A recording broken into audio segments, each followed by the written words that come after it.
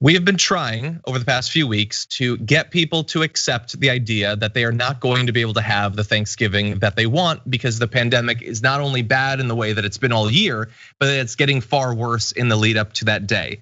And unfortunately, it doesn't necessarily look like ours or indeed the rest of the efforts to do that are working. Now, people are trying. The Centers for Disease Control and Prevention on Thursday urged Americans not to travel during the Thanksgiving holiday and to consider canceling plans to spend time with relatives outside of their households. That is great advice. Would have been greater if it had come more than like a week before Thanksgiving when people have already planned it. But okay, that's something.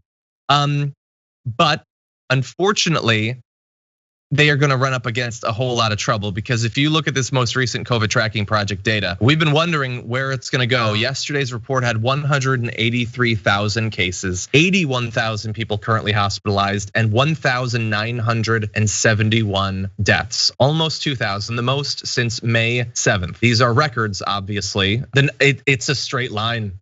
The cases are just a straight line at this point. The hospitalizations are almost a straight line when you look at that chart. And some areas are even worse. When you look at South Dakota and North Dakota on this, they are skyrocketing above even the rates of other states. And unfortunately, at least for South Dakota, their governor doesn't care and isn't going to do anything to stop people from traveling. Nationally, there's even less leadership with like Kayleigh McEnany saying that guidelines you're seeing are Orwellian to stop people from traveling. And so when you look at all of this, it is really disheartening to see stats like this. AAA Travel said last week that it anticipates at least a 10% drop in travel this Thanksgiving. I love that. That is presented. Yeah, why? It's just like I played this with my wife. You sent me this, or you tweeted it or something. I think you sent it last night. And I asked my wife, "What do you think the drop is in overall Thanksgiving travel?" And she goes 69 because she's fun like that. And I go, 10. And it went from one expectation to another insanely quickly. Yeah. 10%. 10%. Wouldn't like someone, I saw a comment that was like that's like the gas price gets a little bit higher, it cuts 10%. Wouldn't rain cause 10%? Inclement weather. No, we have the worst pandemic.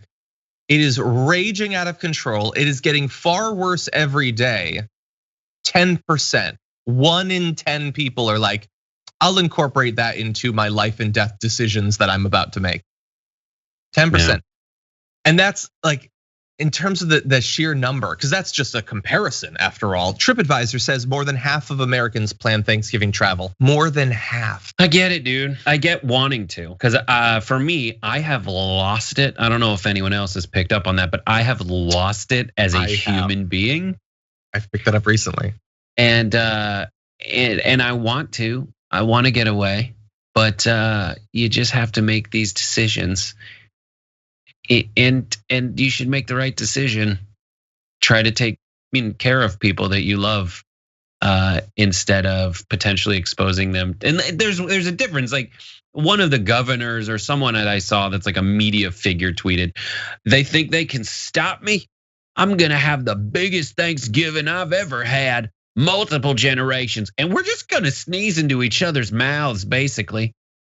Like, can you pass? Like, we're gonna sit across the table from each other and infect each other. Like, there's a difference between saying, all right, we're just gonna have immediate family. We'll open up our phones and have and keep the iPad open or something and stream it back and forth and have a smart Thanksgiving. No, these people are like spiteful against COVID. And meanwhile, you have stories like the Dakota nurse who's saying that on their deathbed, people are like, I just thought this was a hoax. Why are you not giving me the magic cure? Or still think it's a hoax. Yeah. Yeah, it's still doing that. And then folks in Utah who are trying to break into hospitals because they think the ICUs are empty.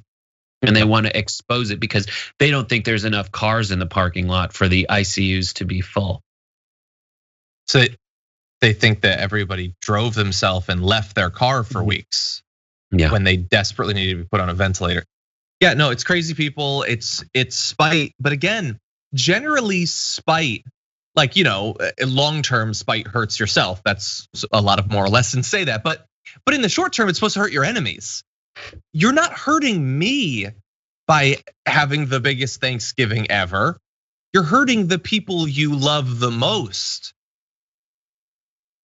Like I tweeted earlier, I mean, we're at 1,900 deaths today with cases still rising. And we know that those deaths happened weeks before. So I don't know what the deaths that will be reported on Thanksgiving will be. It's looking like they'll be north of 3,000. It's looking like we will have new records for deaths very soon. But I tweeted, and this is to the Twitch audience, this is to the YouTube audience. Does anyone doubt that Thanksgiving this year will be responsible, directly responsible and indirectly responsible for more deaths than 9/11 and Pearl Harbor combined? Like that this will be the holiday that will be remembered for having killed the most Americans out of anything we memorialize as a single day. The storm in the beaches of Normandy. This is going to be worse than all of that. Half of Americans, and those half of the Americans, by the way, are not all. They're not all the crazy Republicans, crazy conservatives, people who like lots of Democrats are gonna do it. Lots of people who are sick of it, I guess, or think that they're special, or think there's a very low chance it'll affect me, which yes, as an individual, there is a relatively low chance. But there are so many of you, and it is going to decimate so many families, all leading up to Christmas when even more people will probably travel. But we're not gonna have a dark winter, and as Dave Rubin said, can we at least admit that the hoax is over and the pandemic doesn't exist and all of that? These numbers are going to be mind-shattering in a week or two.